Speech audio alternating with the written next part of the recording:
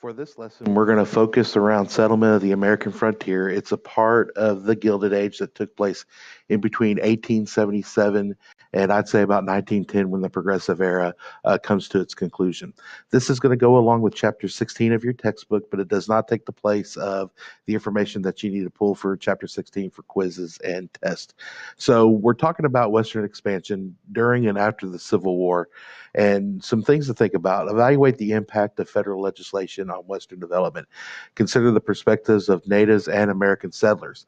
And over throughout history, throughout American history, going all the way back to 1492, one of the continuities that we've had in our history is involvement with Native Americans and how we've continued to push them west, whether it's in 1492 when Columbus came to the New World or the King Philip's War in the 1600 versus the Puritans, going to the Indian Removal Act in the 1830s, and now we are after the Civil War.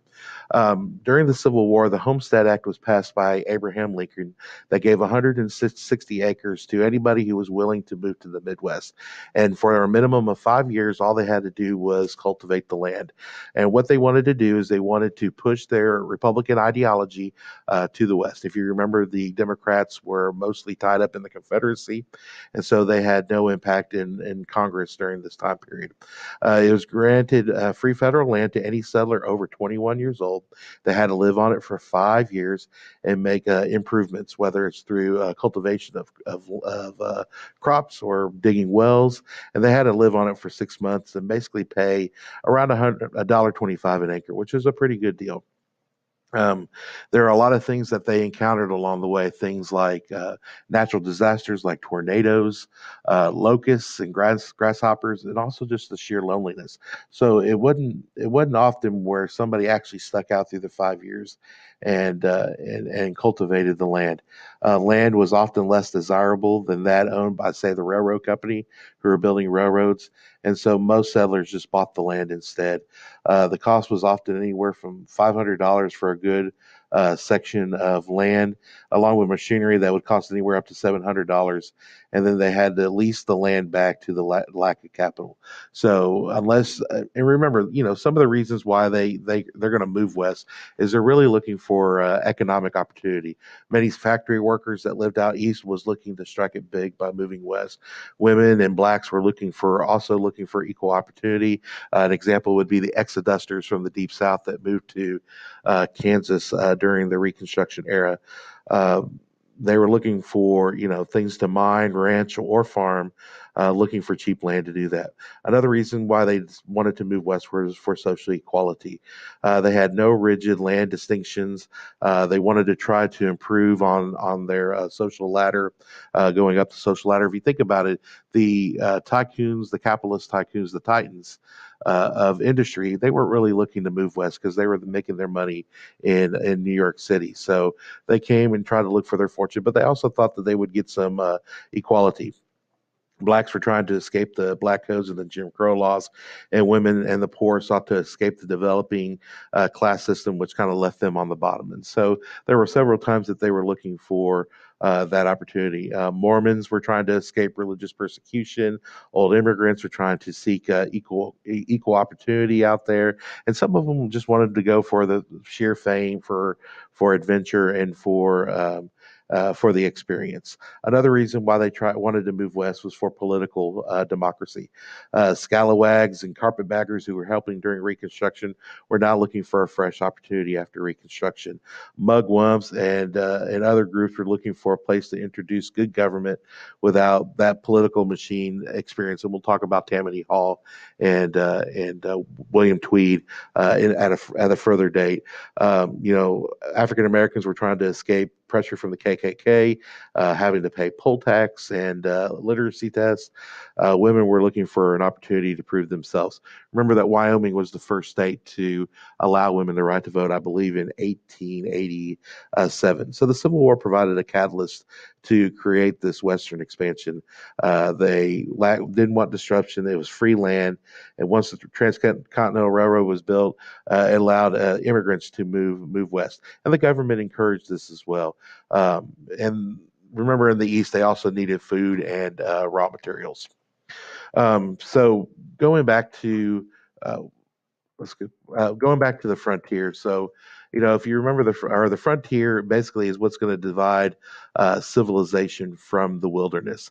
And up until 1960s, the Great Plains was a very undeveloped area, and a lot of Americans labeled it the Great American Desert because they saw it as a treeless, dry land, very harsh weather.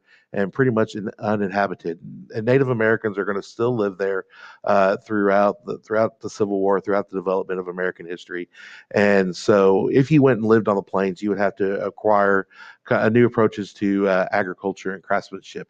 And so, the frontier, the definition is where you kind of divide the civilization from the wilderness. And so, you can see around 1860, you can see that this is the developed part of the United States, and then this is the undeveloped part of the United States.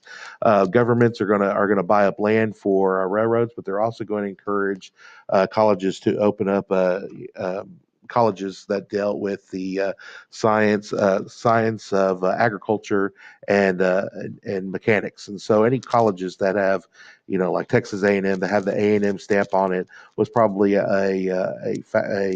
byproduct of that act. Their purpose was to teach branches of learning as they are related to agriculture and the mechanic arts in such a manner as legislatures of the states may respectively prescribe in order to promote a liberal and practical education of the industrial classes and several pursuits and professions in life. And really, this is the New South trying to develop themselves. All right. We've talked about railroads and how they've expanded west, and so you're going to start to see the first transcontinental railroad that's going to bridge the Union Pacific and the Central Pacific, and it's going to be completed in 1889 at Promontory Point. It was created to get the gold out of the wilderness and back to the east, and so it's going to connect Omaha, Nebraska to Sacramento, California, and here's a picture of the celebration that took place in Utah at Promontory Point in Utah in 1869. Now, if you think about it, if you look at the map of the United States, you look and see that it met in Utah. You can see that there was a long way that the East came. The Irish are going to build from the east, and the Chinese from the west. But remember, the Chinese were digging through the Rocky Mountains, and so they were using dynamite, and it took a long time for them to break the rock and get through those Rocky Mountains. And so when they met at Promontory Point, you notice even though that a lot of Chinese were the ones, and maybe if you look at a better picture online or whatnot, the Chinese were not allowed to sit in on the picture, and so that's why you don't see any Chinese. But this is a what very much well known. A picture in our history. Amongst the settling in the West, you have the Transcontinental Railroad, which is going to lead to the Cattleman's Bonanza or the cattle drive, and so cattle are going to thrive in the Panhandle in Texas, where millions upon millions heads of cattle are going to live in the Panhandle in the northern part of Texas, and so. In order to create an industry, they've got to find a way to bring that cattle meat back to the east because most of your population is going to be in the east and um, they're going to want to eat. So, how do you get that meat back? So, what happened was you have the introduction of the cattle drives. Cattlemen were attracted to the plains by its open range and the large demand for beef in the east. And the cattle were of Spanish stock. So, this is another positive contribution of the Columbian Exchange. Longhorns and cattle were thriving in Texas, and it was a durable breed that was adaptable to the plains. And so here you have the introduction of the long drive. And the long cattle drives are going to stretch anywhere from 1,200 to 1,500 miles north from Texas along trails such as the Goodnight Loving Trail, the Western Trail. The most well known one is the Chisholm Trail that'll take you to places such as Sedalia, Missouri, Abilene, Kansas, Wichita, Dodge City, Kansas, and other northern markets. So, why would they drive their cattle to the northern markets? Well, one of the reasons why is that at $5 per head in Texas would bring about $30 to $50 per head in the north. So you're getting paid a lot more if you can get the cattle to the north. So all they would simply do is take the trails along this open range land uh, where they were free to move the cattle north without any restrictions, and they would take them to these to these cattle trail cities in the Midwest, and then they would jump on them and take them to Chicago, where the slaughterhouse would be, where they would uh, be taken to the slaughterhouse and then processed for meat back to the east. And so, and this opens up a conversation about just how Americans kind of look at the cowboys. So when you think of cowboys, you kind of think of this, this grandeur. Uh, Kind of this fantasy world of the cowboy. And so if you look at a romantic view of the West and see, these are some of the famous paintings. A lot of kids grow up playing cowboys, and they dress up and shoot guns and things like that. A lot of them have aspirations of participating in the rodeo and being a bronc buster. And some of these are more of the more famous artistic, like Frederick Remington was a famous artist during this time period, who painted a lot of pictures about the Wild West shows, or paintings about being a cowboy or living in the West. There was just something about living in the outdoors and living under the stars that made it attractive to a lot of people, a lot of adventurers from the East who wanted to move to the West. The Colt 45 revolver that was created during the Civil War is going to be the weapon of choice in the West. Um, Samuel Colt, who created it, somebody said God didn't make men equal. Colonel Colt did through the Colt revolver. Here's another picture of the cattle trails going to these cattle cities in the Midwest. The more popular ones, of course, like I said, Wichita, Dodge City, Abilene, Cheyenne's another popular one in Wyoming, and they all took them along the transcontinental railroads to the west. And so, if you kind of look at how land was used during this time period, you can see where the cattle roam, dairy, a lot of livestock, and this goes back to a more diversified South than the New South. You still have your old staple crops like tobacco and cotton and sugarcane in the Southeast, but we're also going to diversify. We're going to have pork products in the Midwest. Cincinnati used to be called the pork capital of the world, also nicknamed Porkopolis, amongst other products. When Joseph Glidden invents the barbed wire, he kind of kills the cattle drive era, because once people start fencing off their lands, there's nowhere for the cattle drives to go, and so this is going to kind of kill the cattlemen's cattle drive or the long drive era through the invention of the barbed wire. And the reason why they used barbed wire was because there just wasn't enough timber in the Midwest to create fences, and so they looked for a creative way, and they end up creating these wire fences with these I would sharp edges that makes it hard to tear down or to climb over. So from a farming aspect, as far as Western farmers are concerned, Eastern farming was usually too humid, or on so small tracts of lands were sufficient. Western farming was usually arid, so large tracts of lands were needed. Therefore, farmers of the Great Plains often ran into conflicts with either the cattlemen on the open range in the 1890s, and they suffered greatly due to the reliance on a one crop economy. So from 1870 to 1900, there was a large number of farms that multiplied, yet in the promise of free land that was implied from the Homestead Act, and was more of a delusion. People lacked capital to transport families, possessions out west, and they acquired machinery to stick it out through the years. So these are why they're failures. Laws were passed in the East that didn't fit the needs of the West, as Eastern congressmen often didn't know what the Western area needed. You had the Homestead Act that provided the 160 acres, but some of the farming problems, the soil was too thin because of the topsoil, the climate was too warm or too arid, it lacked food and water, and then of course your natural disasters.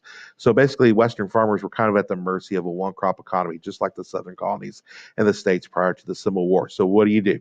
Number one, we already talked about it. You established the barbed wire to help fence in the cattle and the crops. So now you're able to build ranches.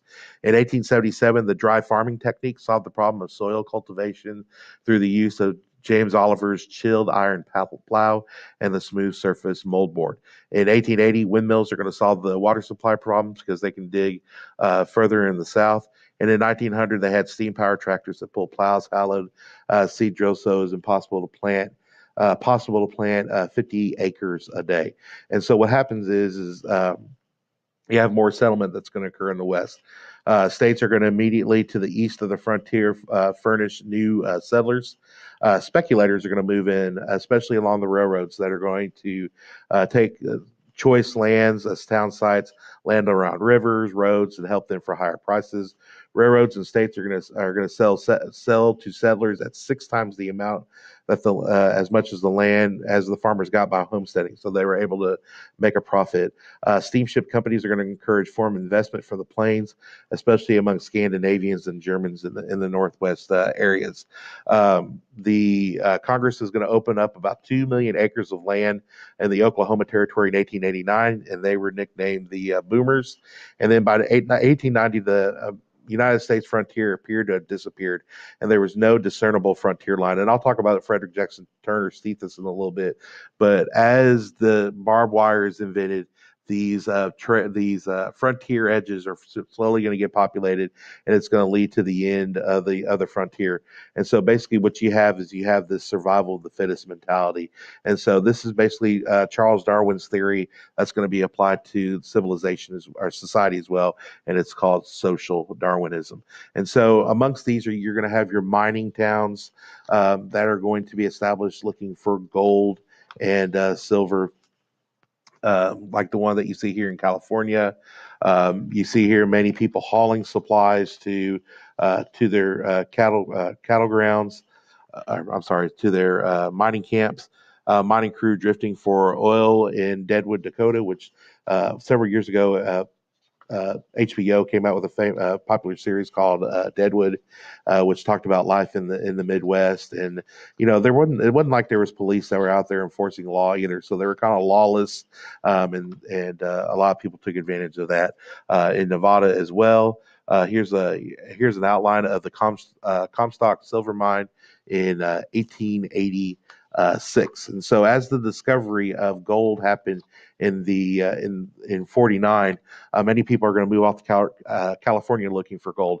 And not only do they find California or gold in California, but they're also going to find it in Alaska. So if you remember in 1867, Secretary of State William Seward is going to buy Alaska, and they made fun of him, called it Seward's Folly and Seward's Icebox. But later come to find out that gold was discovered in 1896. So a lot of prospectors are going to move to Seattle. They're going to make the trek from Seattle up into the Alaska Territory through mountains, and they're going to go looking for gold, and that's called the Klondike Gold Rush. As frontier mining continues to move from to the east, it was called pan mining, and only the exceptional could claim could really pay it off.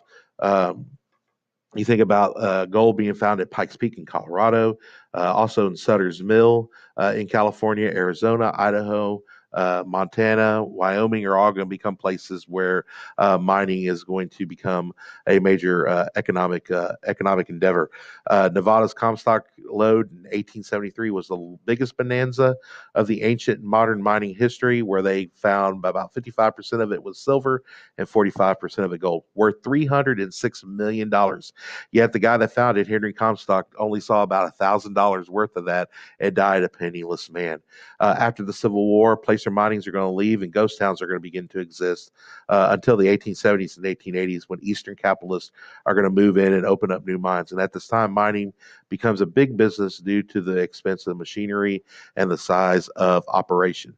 And so this is where it becomes big business. And you think about companies like J.C. Penney's that's going to open during this time, because as these boom towns are created, people are going to try to sell these settlers things like shovels and durable clothing. And this is where Levi Strauss comes into play, because they had a bad habit of their things getting ripped, and so the Levi jean is created with the studs that hold the denim together, makes it a lot more durable. And so the purpose of the whole blue jeans is to have a more durable pant that can work while you're on your knees working in the mines or digging for gold. All right. So, in the midst of the economic opportunity, we have this collision that's going to take place between the Westerners and the people moving to the West and your Native Americans. And so, this PowerPoint is going to be in Canvas as well. So you may want to click on these little links. It's going to take you to different YouTube videos. I'm not going to play them for you here, but you can do that if you open up the PowerPoint out of Canvas. So there are many ways that we can handle Native Americans in the United States. And I'm going to go over each of them with you. But if you remember kind of the things that happened in the past, things like the Indian Removal Act, where there was the thought that maybe they could have coexisted, but the Indian Removal Act by Andrew Jackson is going to lead to the Trail of Tears after the decision of Worcester versus Georgia that ruled in favor of the Cherokees, but Andrew Jackson goes over the head of the Supreme Court. It's going to push them west anyway. Wars, bribes, lies. They're going to remove the Indians despite the Supreme Court decisions. And then in 1851, there was a treaty called the Treaty of Fort Laramie. That's going to be the first agreement between the government and the Plains Indians, where they're going to should be able to have their own land.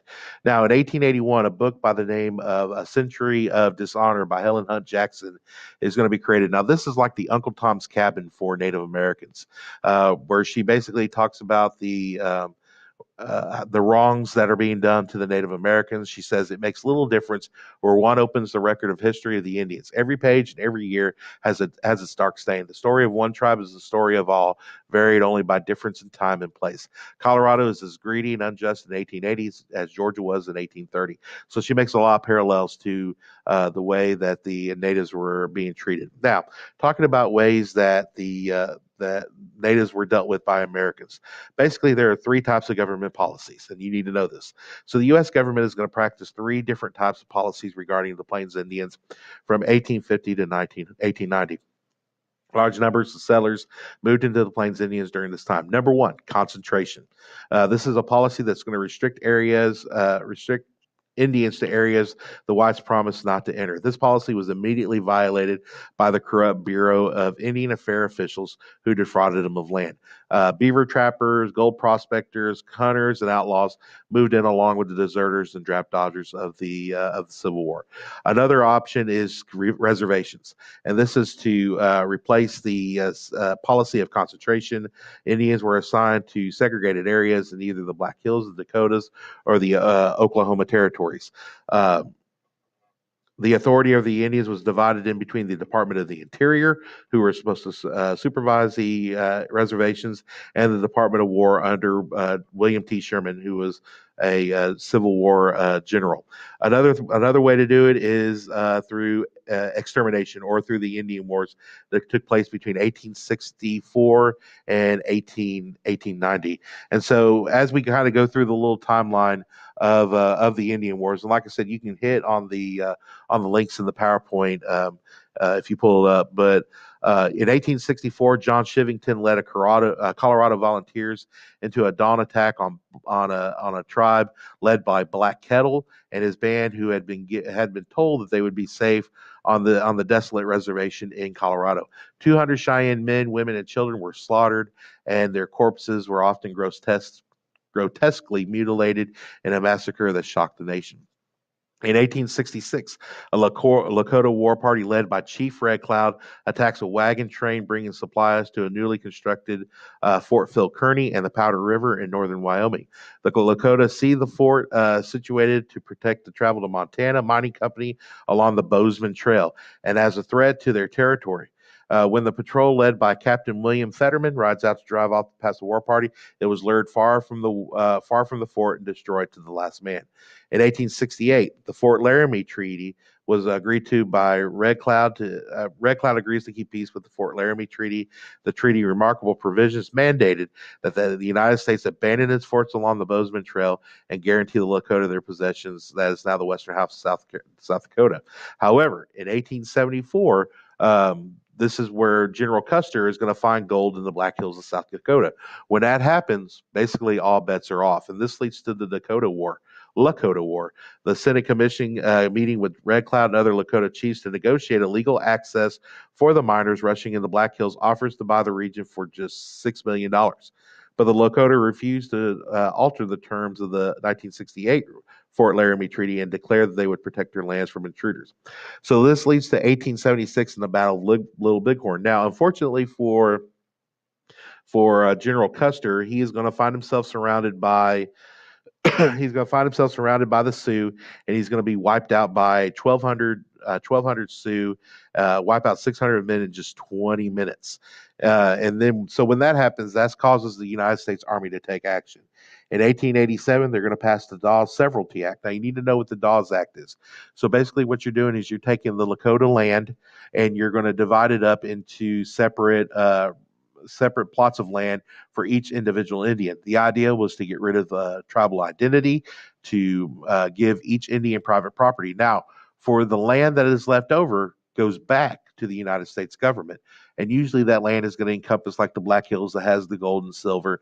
And usually the land that is allocated to those Indians, they're probably going to be arid and very dry land with very little to none resources. And so the Dawes Severalty Act is going to impose a system of private land ownership on Native Americans. In 1890 was the last major skirmish between the U.S. Army and the Indians at the Battle of Wounded Knee, where the American Army is going to decimate the Native American population. It is celebrated upon in U.S. history, and like I've told you in class, this is nothing that is really celebrated in our history. It's one of those gloom. And if you watch the Aaron Huey TED Talk video, he paints a very horrifying picture of what life is like at Pine Ridge to this current day in the Indian Wars, and so a lot of this is where the century dishonor comes from. All right, so Indian resistance and tribal culture, it was destroyed by the buffalo slaughter as well. The buffalo is a principal factor in crushing the Plains Indians. At first, whites are going to kill buffalo for sport, and then they start commercial killing it for things like pelts and leather. And what you need to know is that the Indians are going to use the buffalo for every aspect of their life. So you decimate the buffalo, you decimate their lifestyle. They're also the Americans are going to build railroads. Then with that comes settler expansion into the homeland of the natives. You have pressure from the U.S. Army. You have reformers that are going to attack Indian customs, religion. They're going to try to assimilate them into society where they take their kids and they put them into schools. And an example of that would be the Carlisle School Carlisle School in Pennsylvania, I believe. All right, so here's a picture of what the Indian land lost in 1890. What it looks like, the land that was lost. So pretty much the continental United States at some point has been owned by Indians and then given up by the natives. Uh, all of these are under the name of the Plains Indians. So the Sioux, the Blackfeet, the Pawnee, the Cheyenne, Crow, Arapaho, the Kiowa, and of course the Comanche. Just in regards to Indian policy, either we can Americanize them or assimilate them. Carlisle School would be an example of that. The adoption of Christianity, the negotiating of treaties that would sell the land to the United States, white education, individual ownership, to adopt agriculture, and to take away their food source, whether through the buffalo, amongst other things. And then here are some of the battles that we've talked about already. The Sandy Creek Massacre, William Fetterman in 1866. Chief Joseph, who was the leader of the Nez Perce tribe. We found the black gold in the Black Hills in 1874, which led to the Battle of Little Bighorn. And you've heard this in class and according to the Aaron Huey TED Talk. And here's the memorial for Battle of Little Bighorn. And you can go visit that today. In 1881 to 1885 was the extermination of up to 11 million buffalo. And then here are the provisions of the Dawes Severalty Act, which led to more, hopefully, quicker Americanization, to assimilate, to be absorbed into the U.S. society, to ban tribal cultures. The males could claim 160 acres. So you're trying to break up that cultural identity by giving them private land. Children are going to be sent to the school in the East, mainly in Pennsylvania. But the Dawes Act overall was a failed policy. Battle of Wounded Knee in 1890 is going to be the last skirmish between the United States and the Native Americans. Geronimo, the famous Apache, raided and killed settlers in New Mexico. He was never captured. He voluntarily came into the reservation, was transported to Oklahoma, where he dies. And here are your Indian reservations today. So they're very much alive and well.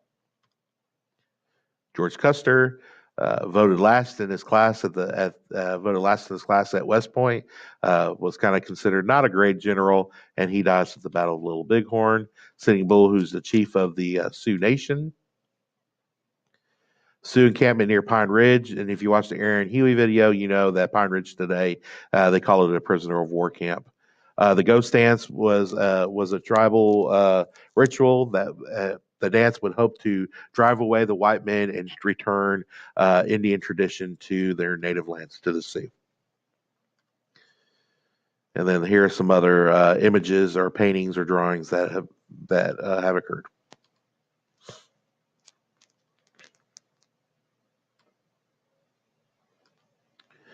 Chief Justice of the Nez Perce, Indian children in their own dormer of the Carlisle Indian School. This was not a successful endeavor, as often that they would resist and they would rebel against assimilation into American society.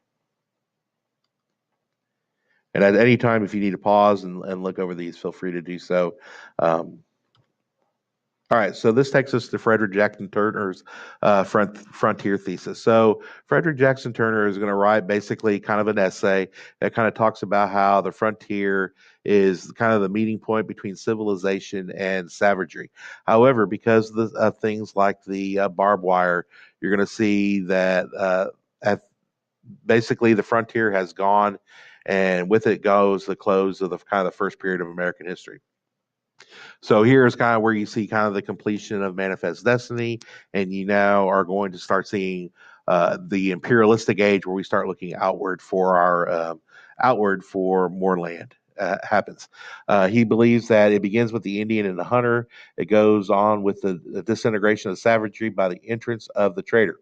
The pastoral age in ranch life, the exploitation of the soil by raising of unrotated crops of corn and wheat in sparsely settled farm communities, the intensive culture and the denser farm settlement, and finally the manufacturing organization with the city and the factory system. The frontier is kind of defines the American identity, that coarseness and strength combined with acuteness and acquisitiveness, the practical inventive turn of the mind, quick to find expedients, that masterful grasp of material things, that relentless nervous energy, that dormant individualism, and now 4 centuries from the discovery of America, at the end of the 100 years of life under the Constitution, the frontier has gone, and with it going has the close of the first period of American history. All right. So if you remember going all the way back to the American Progress by John Gast in 1872, you now see the completion of Manifest Destiny. All right. So like I said, a lot of blacks are going to try to go to the West to kind of look for new opportunities in the West. The Exodusters the Exodusters are going to be one example of that. These are homesteaders that are going to move to Kansas. So all colored people that want to go to Kansas can do so for $5. All right. And they're also going to look for immigrants as well. African Americans are going to begin moving westward, so you can kind of look at the statistics and how much African Americans are going to look for work to the west. They're often called buffalo soldiers by the Indians because they were the same color as buffalo, and so they just called them buffalo soldiers. And here's a famous painting again by Frederick Remington, buffalo soldiers, and they served with distinction on the Great Plains. So you can see a lot of them joined the U.S. Army. They participated in the Indian Wars. Amongst also the blacks were the Chinese. Now, we talked about the Chinese and how they built the Transcontinental Railroad coming from the West, but they're also going to be highly discriminated against. And in 1882, the United States is going to pass a law that's going to ban immigration from the Chinese in America, which is they are the only group that's ever been that a law has been passed that's going to forbid them from immigrating into the United States. They were often called coolies, and they were not wanted on the western part of the United States, mainly because they were competing with them for panning for gold during the gold rush, and so, like I said, Americans were trying to resist that from happening, and it took a long time before the Chinese were accepted in American society. So you can kind of look at the population and how over time you can see the big decrease here in California, and then increase in maybe some other areas. All right, so when it comes to the myth and the legend of the West, we talked about how the Cowboys, people dreamt of being cowboys that often played cowboys when they were kids, but then there was also forms of entertainment like Buffalo Bill's Wild West show, and a lot of times, a lot of Native Americans that were actually captured are actually going to participate in these shows. These are no different than little plays that went around from town to town. With different performances, and so Buffalo Bill's Wild West show is a great example of that. Here he is with Sitting Bull, and yes, Sitting Bull did participate in these after his surrender. Some of the famous characters like Annie Oakley and others were part of the show as well. Calamity Jane. Another picture of the fall of the cowboy goes into the allure of the cowboy. All right, and so that's kind of all when it comes to the settlement of the West. So now what's going to happen is you're going to see the emergence of the business tycoons in the East, people like Andrew Carnegie and John D. Rockefeller, and how it becomes more prestigious to become a millionaire than it would be the political office of the presidency. So, like I said, if you have any questions, feel free to come by, and best of luck.